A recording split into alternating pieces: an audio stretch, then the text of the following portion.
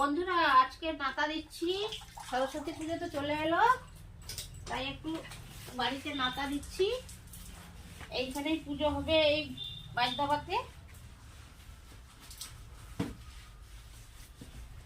আমাদের তো বাটির বাড়ি, তাই নাতা না দিলে দেখতে ভালো লাগবে না।